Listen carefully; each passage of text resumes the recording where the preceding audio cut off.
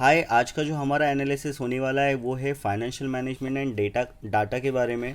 ठीक है, तो इसके बारे में मैंने पूरा एनालिसिस किया कि 2 अटेम्प्ट में सीएमए इंस्टीट्यूट ने कैसे क्वेश्चन पूछे हैं एमसीक्यू में, एंड जनरली किस तरह से क्वेश्चन पूछे जाते हैं और किस पैटर्न में हमें ये क्वेश्चंस करने हैं जिससे कि हमारा पेपर 100% हो जाए और हम एक्यूरेटली 60+70 तक जा सकते हैं इजीली इस पेपर में।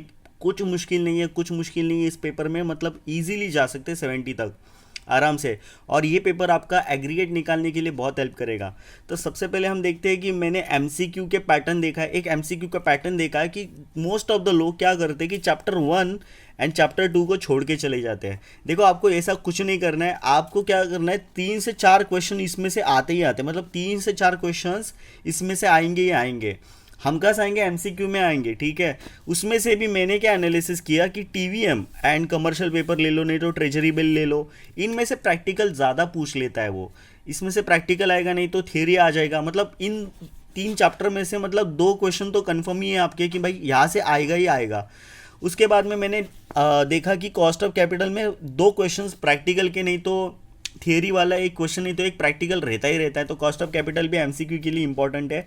उसके बाद में इन्वेस्टमेंट डिसीजंस के भी मतलब एक इंपॉर्टेंट है, एक नहीं तो 2 आ ही जाता है, मोस्ट ऑफ द टाइम एक ही आता है। उसके बाद में रेशोज में 2 कंफर्म देखे हुए हैं मैंने क्वेश्चन की, 2 क्वेश्चन तो आएंगे ही आएंगे उसमें।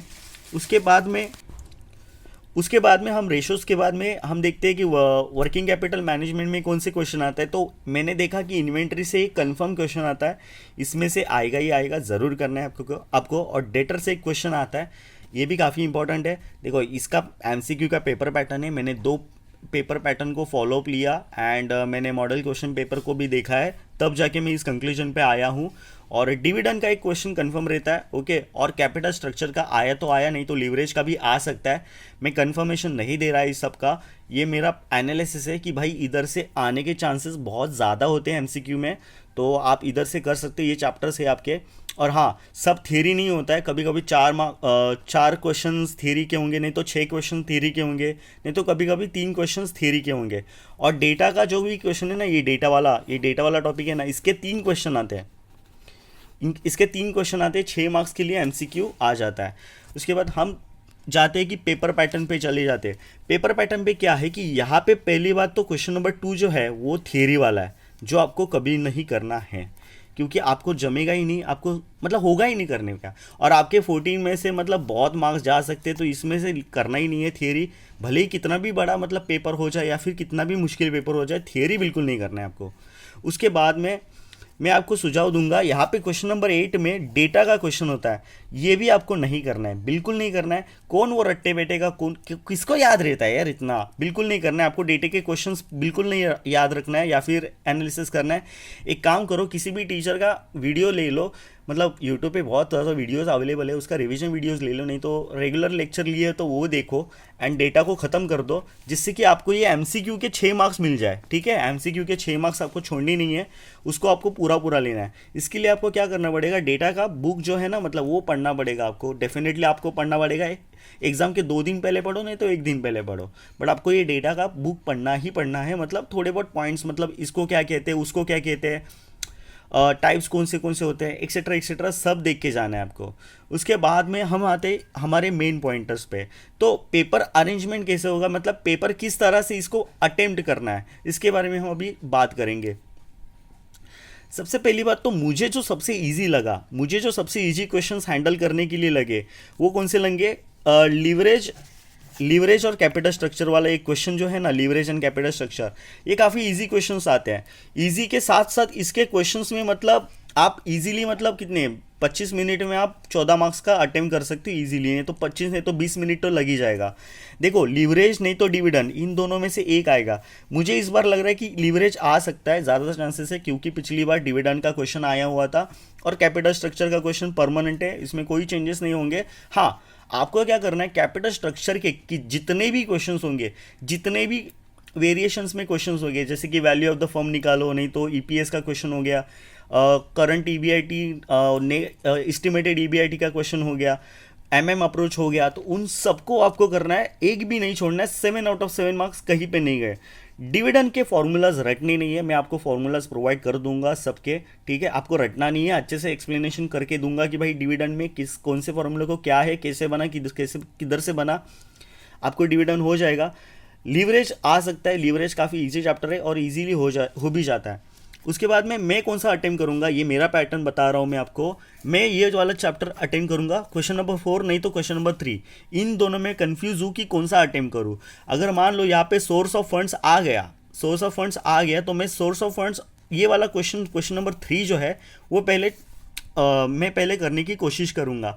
उसके बाद में मैं ये कॉस्ट ऑफ कैपिटल एंड तो कॉमन साइज का क्वेश्चन करूंगा, नहीं तो मुझे जो लगा मैं कॉमन साइज और कॉस्ट ऑफ कैपिटल का पहला क्वेश्चन कर लूंगा, क्योंकि ये काफ़ी इजी है। कॉस्ट ऑफ कैपिटल और कंपैरेटिव, इसमें से दोनों में से कुछ ना कुछ तो आता ही आता है, मतलब कॉमन साइज नहीं तो कंपैरेटिव, इन दोनों में से ही क्वेश्चन आता है। और आपको भी पता है, मेरे को भी पता है कि इंस्टीट्यूट ने कितने क्वेश्चंस दिए हुए उसके, तो आपको क्या करना है, पीवाईक्यू को फॉलोअप करना है, पीवाईक्यू के क्वेश्चंस करने हैं, तो जिससे कि आपकी इसकी प्रैक्टिस हो जाए। यहाँ पे भी आपको 14 आउट ऑफ 14 मिल जाएंगे ईजिली। और कॉस्ट ऑफ कैपिटल का तो सेम फॉर्मेट में क्वेश्चन आते हैं, मतलब मार्केट वैल्यू में निकालो, नहीं तो बुक वैल्यू में निकालो, उसी तरह के क्वेश्चन आते हैं कि वेटेज एवरेज कॉस्ट को निकालो, उसी तरह के क्वेश्चंस आते हैं। इजी होता है बहुत क्वेश्चंस, आपको डरना नहीं है, आपको बस प्रैक्टिस करना है इन दोनों क्वेश्चन का। तो मैंने क्या बोला, इसके क्वेश्चन नंबर 7 के बाद मैं किसको अटेम्प्ट करूंगा, क्वेश्चन नंबर 4 को अटेम्प्ट करूंगा। और उसके बाद में मैं कहाँ पे जाऊँगा, रेशोज़ की तरफ जाऊँगा। फॉर एग्जाम्पल मान लो सोर्स ऑफ फंड्स ने तो कैश फ्लो स्टेटमेंट आपको नहीं आ रहा है, तो जगह छोड़ दो, कोई प्रॉब्लम नहीं है, 5-6 पेजेस छोड़ दो अपने बाप का ही पेजेस है, कोई प्रॉब्लम नहीं है। आपने अपन पैसे दिए हैं, 1500 रुपये 1200 रुपये पैसा दिया है, तो हमने पेजेस छोड़े, फिर भी कोई प्रॉब्लम नहीं है। आपको टाइम बचे या फिर आपको लगा कि भाई हाँ मैं बाद में करूंगा, तो ये क्वेश्चन कर लेना, बट रेशोज वाला क्वेश्चन कंफर्म कर लेना, 7 आउट ऑफ 7 मिलने के चांसेस है। और हाँ, हर एक चीज़ में वर्किंग नोट लिखना बहुत इंपॉर्टेंट है। अगर आप वर्किंग नोट नहीं लिखोगे तो आपके मार्क्स कटेंगे ही कटेंगे, ठीक है। यहाँ पे बैलेंस शीट बनाने के बोलेगा, नहीं तो रेशोज निकालने के लिए बोलेगा, तो प्रीवियस ईयर क्वेश्चन को आपको देखना है और इसको हैंडल कर लेना है।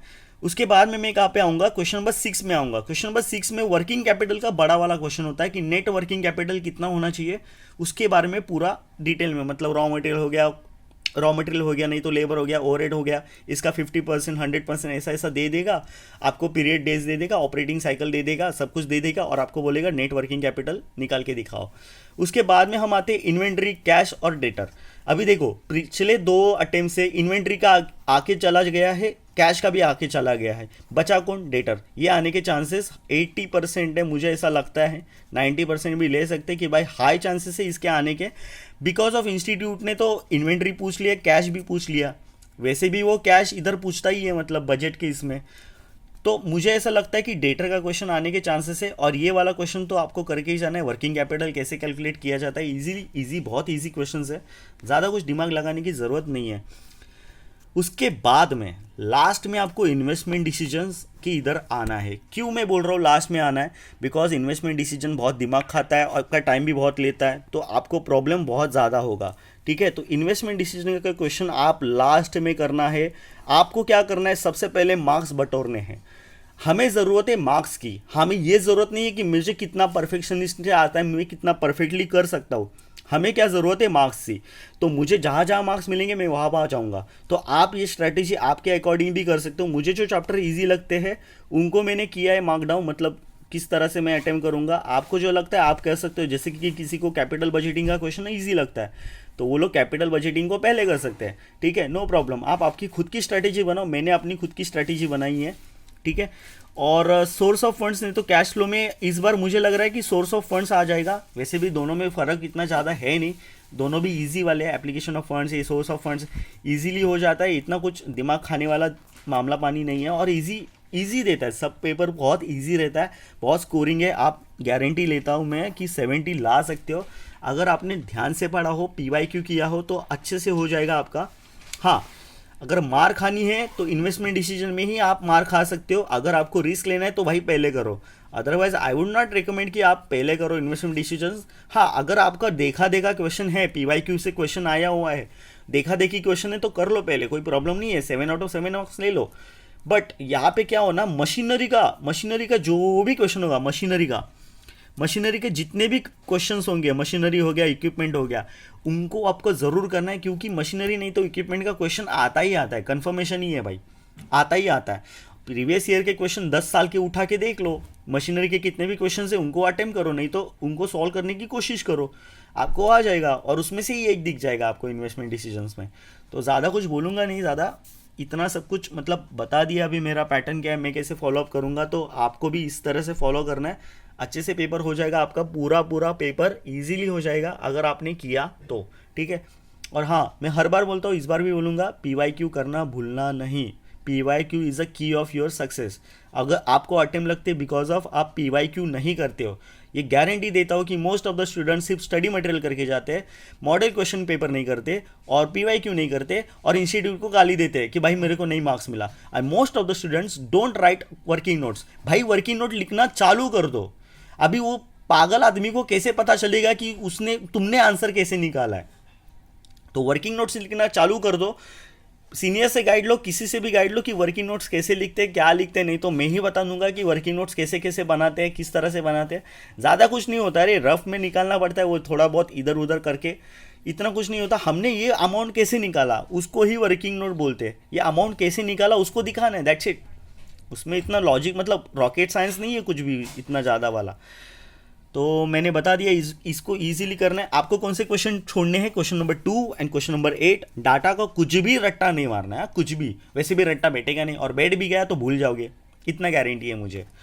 बस एमसीक्यू के लिए उसको डेटा को कर लेना है, ठीक है। तो डेटा का मतलब मेरे से पूछो मत, मैं तो छोड़ने वाला हूँ पूरा का पूरा, मुझे आता नहीं है तो मैं करूँगा ही क्यों। मुझे बाकी के चैप्टर्स आते हैं, ईजी लगते हैं, मैं वो करूँगा।